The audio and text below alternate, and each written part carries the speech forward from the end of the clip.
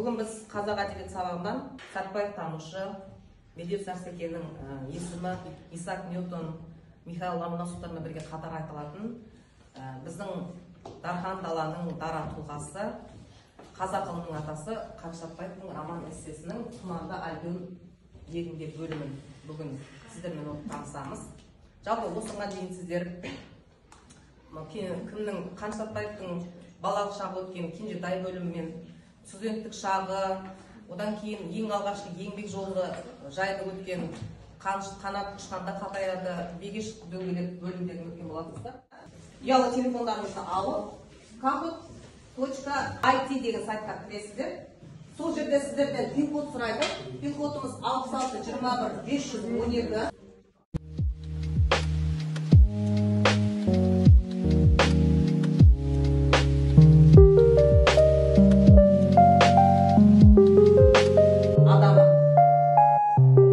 Байжанұлы, Мұхтар Әуезов, Әбікей Зейінұлы, Имантай Сәтбаев.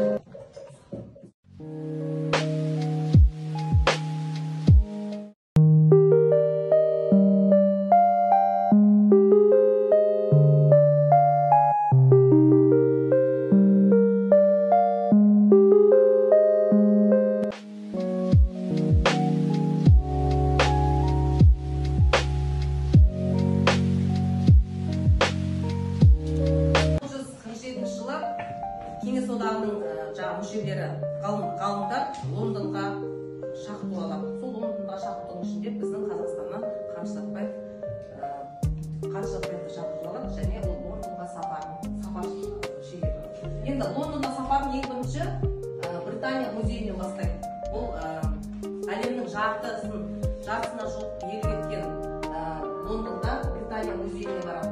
Одан кейін сол музейден өзі кішкене ғана мемлекетте сонша үлкен бүкіл дүниежүзінің мәдени мұраларын сақталған көрмеде Қаныш Сәтбаев. Сонша жерге барған кейін бірінші кезекте ол міндетті түрде Британияның минералдар көрмесіне барады.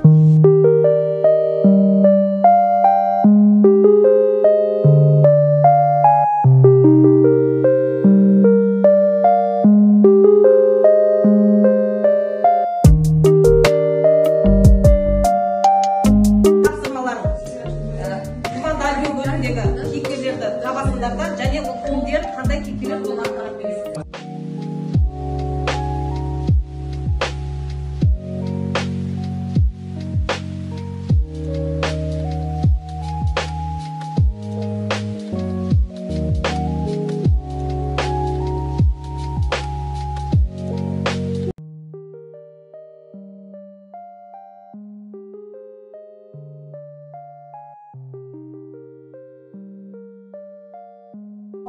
Осы кезде ұшқиды тұра арасында Қанышқа деген қызым шықылсыды. Соның ішінде Черчилл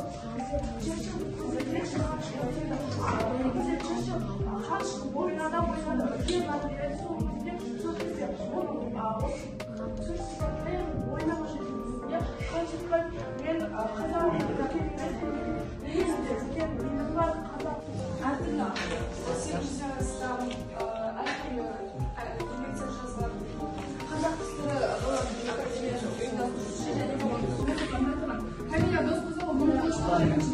оның ғашық болған кезін туралы айтады. Ақұшық жиі болғаныңыз тапқан. Және бір кейіпкер бар, Василий іштеген. Қаныш Сәтбаев өзінің күмәндігін туғызады. Ондай келе Қаныш Сәтбаев осы Тұманда альбион бөлімінде оған келмей қазақтың абыройын көтеріп, қазақтың қазынасын қорғап, жалпы қазақ деген елдің бар екенін танытып келеді.